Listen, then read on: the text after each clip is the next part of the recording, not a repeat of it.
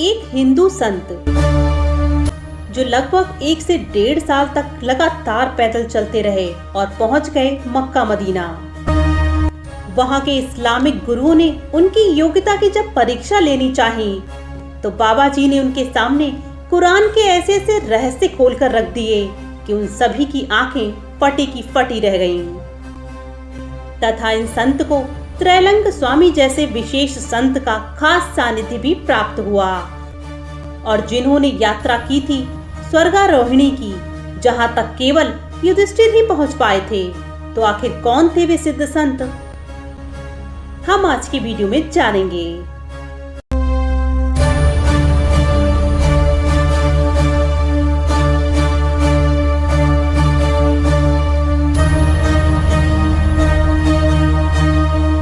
भारत के सबसे प्रसिद्ध संतों में से एक बाबा लोकनाथ ब्रह्मचारी।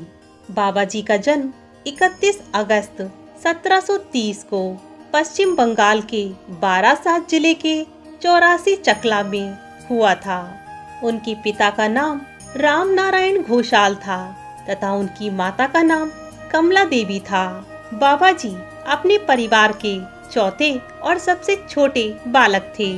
उनके माता पिता ने अपने बालकों में से एक को संन्यास जीवन शैली में समर्पित करने की प्राचीन परंपरा का पालन किया, उसे ईश्वरीय सेवा के लिए समर्पित किया। बाबा लोकनाथ जब 11 वर्ष के थे तब उनके गुरु भगवान गांगुली नामक एक गृहस्थ योगी के पास वे रहने चले गए, जो पास के ही गांव कोचला में रहते थे।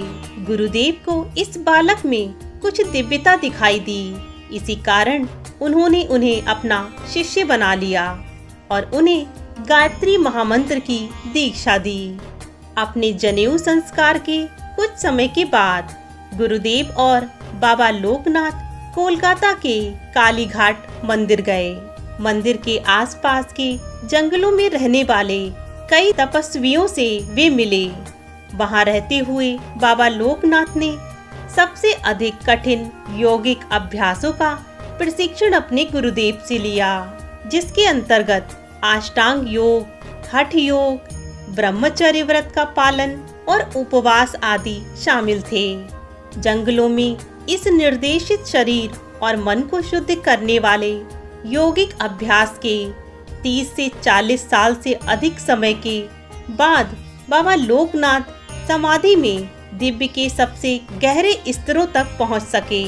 इस कठिन साधना के लंबे काल में उनके गुरुदेव ने अपने शिष्यों की प्रत्येक आवश्यकता का ध्यान रखा। ब्रह्मचारियों को जंगल में छोड़कर वे पास के ही गांव में जाकर गृहस्थों से भिक्षा मांगते। लौटते समय वे उबले हुए दूध और तिल का विशेष प्रकार का आहार तैयार करते। वही आहार ब्रह्मचारियों को परोसकर वे स्वयं भी वही भोजन ग्रहण किया करते थे। अधिकतर एक ही प्रकार का भोजन खाने के कारण वे इससे काफी ऊब चुके थे। शिष्य उनसे कहते कि गृहस्थ हमें कोई अन्य भोजन क्यों नहीं देते। चिढ़ने के बावजूद ना तो बाबा लोकनाथ और ना ही बेनी माधव ने कभी भोजन के बारे में अपनी भावना व्यक्त की। इसके विपरीत उन्होंने अपने गुरुदेव के प्रति बिना किसी शर्त के समर्पण कर दिया और जो कुछ भी उन्हें दिया जाता वे उसे प्रसन्नता से स्वीकार कर लेते।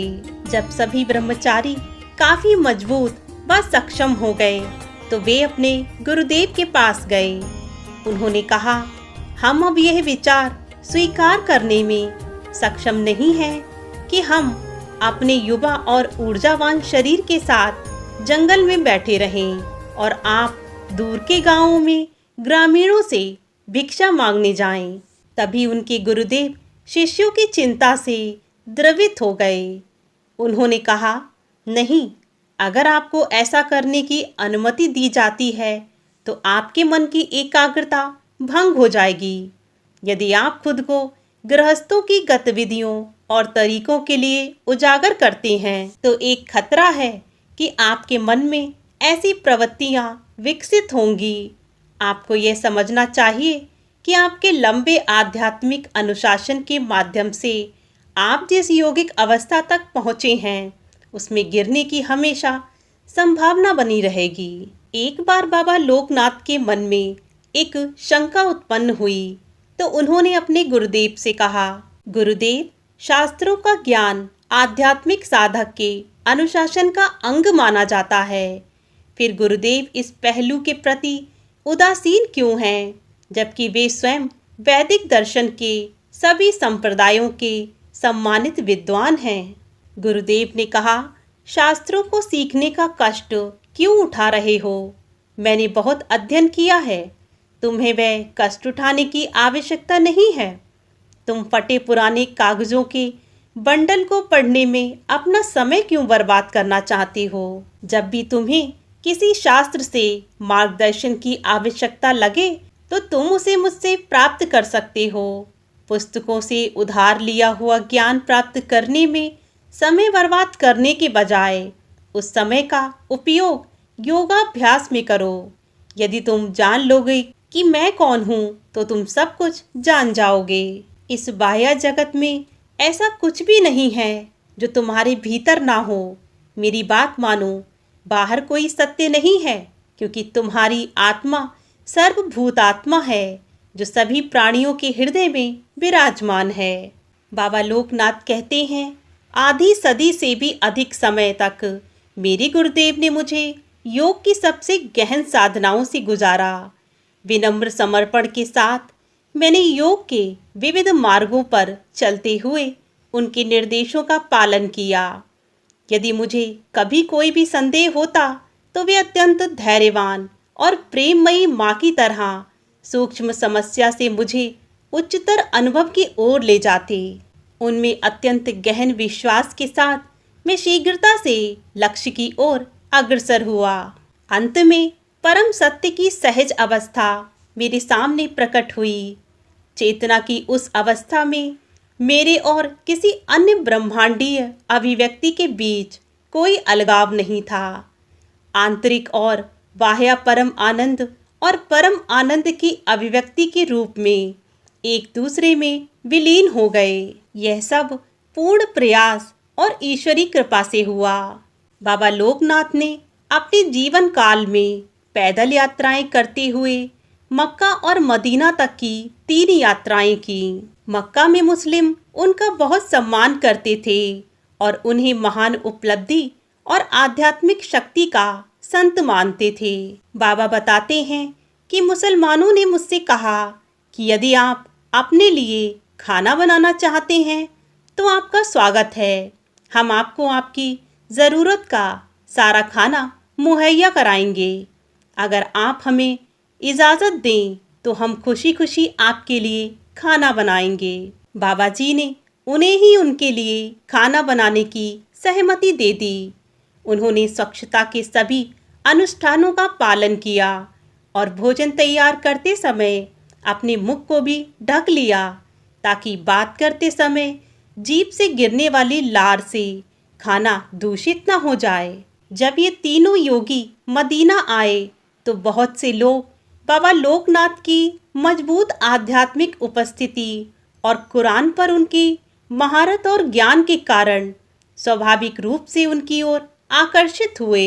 उन लोगों को हिमालय से आए एक हिंदू योगी को देखकर बहुत खुशी हुई और वे आश्चर्यचकित भी हुए, जिनके पास इस्लाम के सबसे गहरे रहस्यों पर इतनी गहरी समझ व पकड़ थी। वहाँ के स्थानीय इस्लामी धार्मिक शिक्षक उनसे मिलने आए जो इस हिंदू के वास्तविक उद्देश्य के बारे में संदेह से भरे हुए थे। वे उन्हें कुरान की सबसे गहरी और सबसे स्वाभाविक व्याख्या देते हुए सुनकर दंग रह गए। मक्का की अंतिम तीर्थ यात्रा के बाद उनके गुरुदेव ने फैसला लिया कि अब अपने पुराने जीर्ण शरीर को त्यागने का समय आ गया है।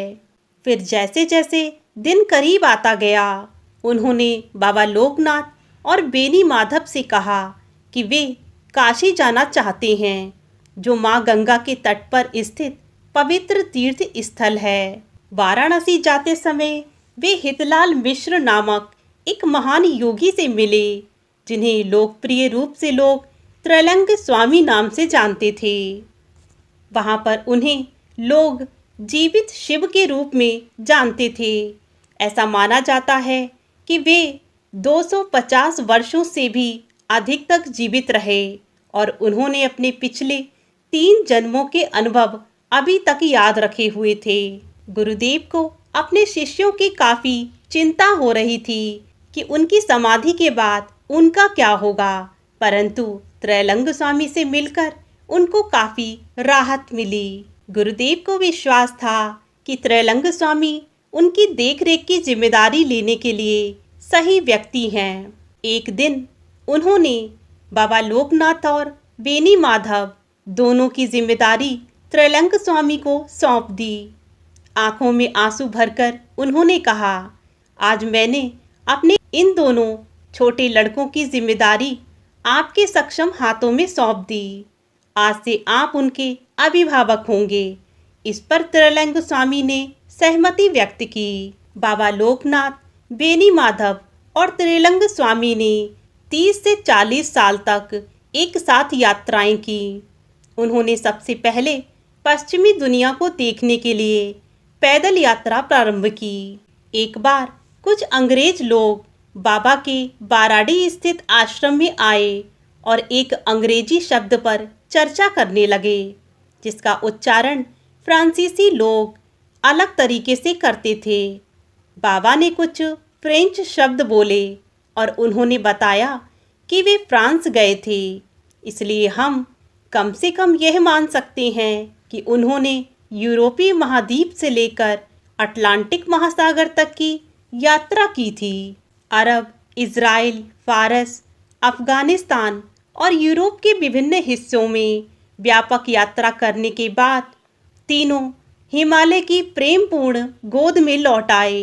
केवल मैदानी इलाकों में यात्रा से थककर बाबा लोकनाथ ने महाप्रस्थान के साथ एक ऐतिहासिक यात्रा करने का फैसला किया। यह महाभारत में वर्णित हिमालय पर्वतमाला के माध्यम से मार्ग था। युधिष्ठिर ने श्री कृष्ण के शरीर छोड़ने के बाद अपने भौतिक शरीर के साथ स्वर्ग पहुंचने के लिए अन्य पांडव भाइयों व अपनी पत्नी के साथ इस स्थान की यात्रा की थी। आज भी बद्रिकाश्रम मंदिर से आगे यह रास्ता है जिसे महाप्रस्थान का मार्ग कहा जाता है। यह यात्रा शुरू करने से पहले उन्हें ज्ञात हुआ कि सबसे पहले अपने शरीर को बर्फीले तापमान के अनुकूल बनाना बुद्धिमानी होगी, ताकि वे बिना किसी कठिनाई के ये सब कुछ बर्दाश्त कर सकें। इसी कारण वे ठंड व गर्मी दोनों मौसमों में बद्रिकाश्रम क्षेत्र में काफी समय तक रहे। यह क्षेत्र साल के 6 से 8 महीनों तक बंद रहता है और पूरे वर्ष वहां रहना मानवीय रूप से असंभव है। इसके बावजूद बाबा लोकनाथ और बेनी माधव इस क्षेत्र में 3 साल तक पूर्णतया नग्न अवस्था में रहे, ताकि वे कठोर जलवायु परिस्थितियों के आदी हो सकें। तभी त्रैलंग स्वामी उनके सामने प्रकट हुए और उन्हें सुमेरु क्षेत्रों में चलने की इच्छा व्यक्त की। बाबा लोकनाथ उनके साथ जाने के लिए काफी खुश थे, लेकिन उन्होंने त्रैलंग स्वामी से कहा कि वे बिना किसी कठिनाई से बचने के लिए खुद को ऐसे ठंडे वातावरण में रहने के लिए चलने के लिए अभ्यस्त कर लें। इसके बाद स्वास्थ्य की गिरती स्थिति को देखते हुए बाबा ने अंततः अपना शरीर त्याग करने का निर्णय किया। शरीर त्यागने की तिथि और समय उनका अपना चुना हुआ था। उन्होंने अपने भक्तों को बताया कि 19 जून 1890 को वे अपना यह नश्वर शरीर त्याग कर महासमाधि लेंगे। फिर सुबह 10 बजे बाबा ने अपने भक्तों को बुलाया और कहा कि वे चाहते हैं कि वे भोजन करें। कोई भी व्यक्ति भोजन करने के पक्ष में नहीं था, लेकिन यह गुरु का अंतिम आदेश था। बाबा ने स्वयं भोजन परोसने का काम देखा। जब आश्रम के अंतिम व्यक्ति ने आशीर्वाद स्वरूप भोजन ग्रहण कर लिया, फिर बाबा अपने कमरे में चले गए और वे सामान्य गोमुख आसन की मुद्रा में बैठ गए। इसके बाद सभी भक्तगण उनके आसपास आकर बैठ गए। कमरे में शांति छाई हुई थी। सभी भक्तों को यह उम्मीद थी कि शायद उनकी करुण पुकार से बाबा अपनी भविष्यवाणी बदल देंगे। इस पर बाबा ने कहा, मेरे बच्चों, तुम सब इतने चिंतित क्यों हो? क्या तुम सोचते हो कि मैं मरने वाला हूँ? केवल ये पुराना घिसा पुटा शरीर ही गिरेगा। मैं सदा विद्यमान हूँ और मैं अमर हूँ। तुम कभी अकेले नहीं हो, मैं हमेशा तुम्हारे साथ हूँ। इस सत्य को तुम कभी ना भूलना। मैं तुम्हारे अंदर मौजूद हूँ। मैं हमेशा तुम्हारे साथ रहूँगा। अंत में उन्होंने एक बार और कहा, डरो मत, मैं तुम्हारे साथ हूँ। इसके बाद बाबा लोकनाथ ने अपने प्रिय भक्तों को अपनी पलकें ना झपकाने वाली आंखों से आशीर्वाद दिया। अगले ही पल वे महासमाधि के अंतिम मिलन की ओर बढ़ गए। उनका शरीर योग मुद्रा में ही रहा। उनकी पलकें ना झपकने वाली आंखों से पूरी तरीके से खुली हुई रहीं। सुबह लगभग 11:45 पर भक्तों ने बाबा के शरीर को छुआ और पाया कि वे सदैव के लिए उन्हें छोड़ गए हैं। आज भी बंगाल में बाबा लोकनाथ को स्थानीय देवता के रूप में, भगवान शिव के अवतार के रूप में अधिकांश घरों में पूजा जाता है। बाबा सदैव अपने भक्तों से कहा करते थे, जब भी तुम खतरे में हो, चाहे युद्ध में, जंगल में, समुद्र में या कहीं भी, बस मेरा स्मरण करो और मैं तुम्हारी सदैव रक्षा करूँगा।